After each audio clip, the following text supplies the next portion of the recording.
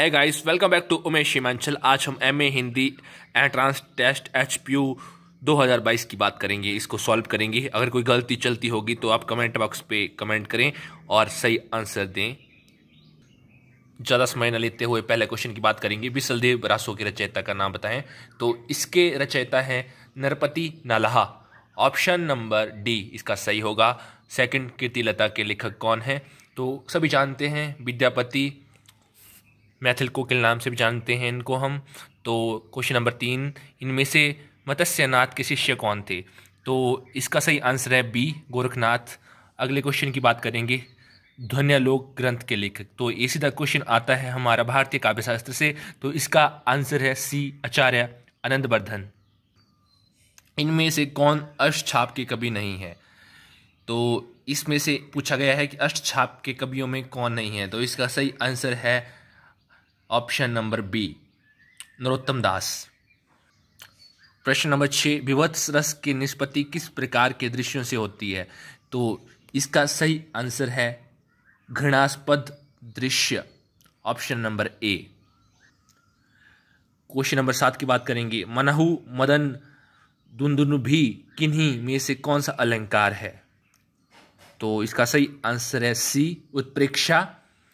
8वें question की बात करेंगे, भारतीय काव्य शास्त्र के अनुसार महाकाव्य के नायक की क्या विशेषता होनी चाहिए?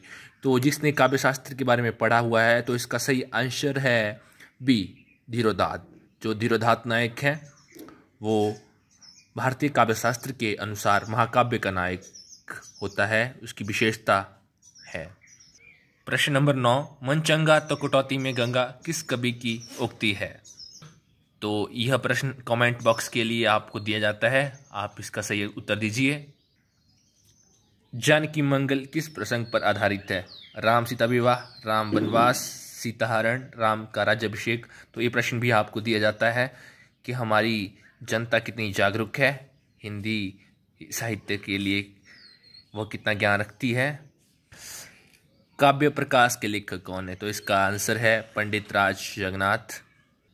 कवि प्रिया के रचयिता कौन है? तो इसका सही आंसर है केशव दास, ए ऑप्शन। इनमें से कौन सी पूर्वी हिंदी की बोली नहीं है?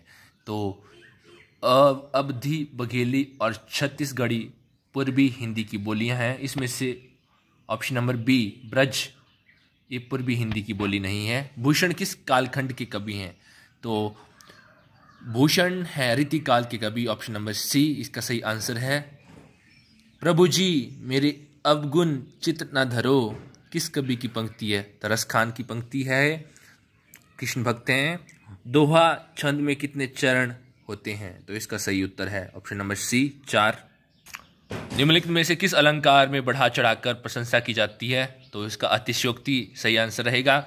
इनमें से भारतेंदु हरिश्चंद्र की रचना कौन सी है? तो इसका सही आंसर है option number A, Andher Nagari. अंधा युग धर्मवीर भारती की रचना है। इसमें महाभारत के दृश्य दिखाए गए हैं। इसमें बताया गया है आधे अधूरे मोहन राकेश की है। तो इनमें से मंझन की रचना का नाम है। तो इसका सही आंसर है मधुमालती। पद्मावत जायसी की है, अकरावट भी जायसी की है, चित्रलेखा भी जायसी की है। ऑप्शन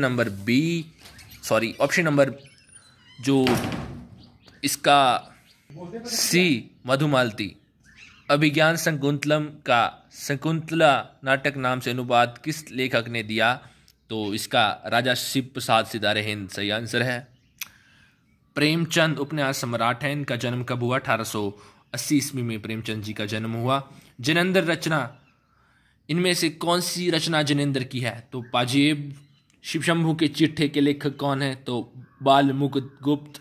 कौन सा इनमें से नाटक मुद्र राक्षस द्वारा लिखित है? तो इसका सही आंसर है 24 का 8वां सर्ग। अगर आपको डाउट लगता है तो कमेंट बॉक्स पे सही उत्तर दीजिए, क्योंकि ज्ञान आदान प्रदान से और बढ़ता है। परिंदे किस कथा आंदोलन की प्रतिनिधि कहानी है? परिंदे किस कथा आंदोलन की प्रतिनिधि रचना मानी गई है? तो ये नई कहानी की है, नई कहानी। इसका सही उत्तर रहेगा आषाढ़ का एक दिन के लेखक कौन है? तो आषाढ़ का एक दिन मोहन राकेश इसके लेखक हैं।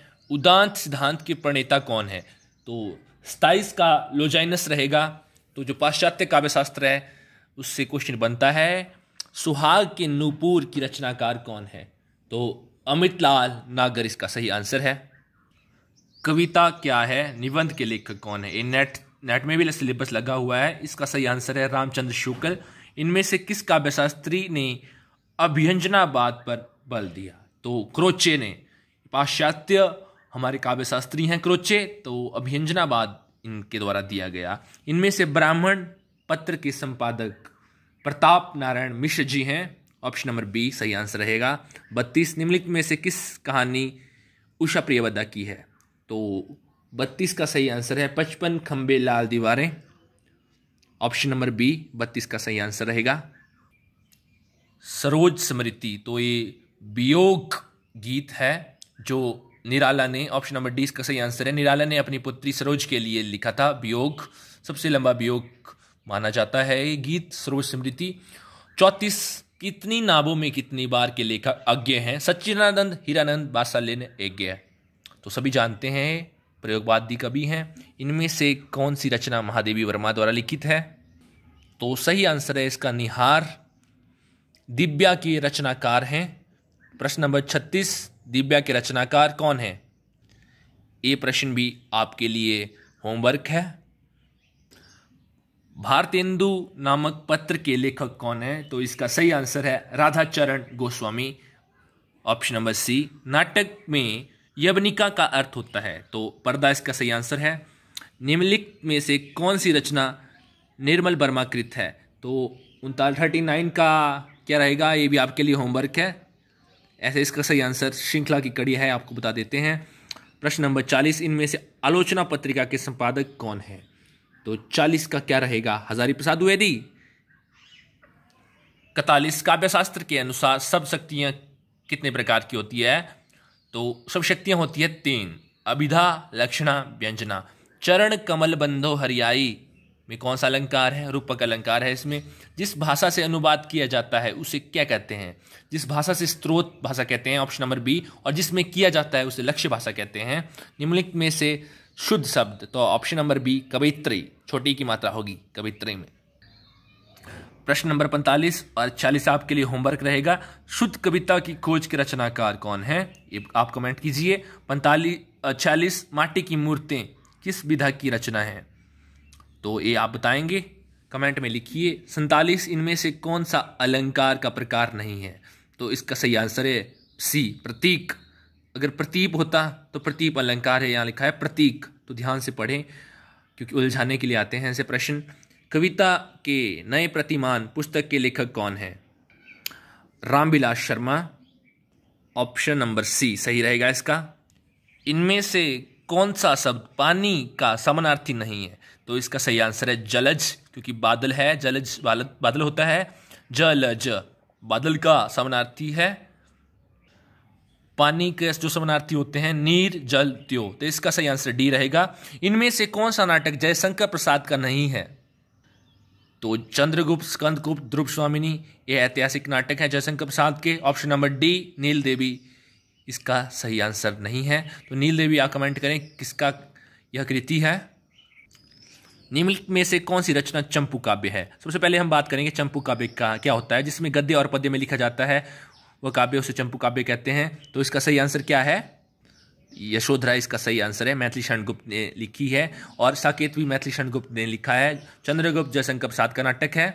तो अशोक की चिंता कमेंट करना किसकी कृति है।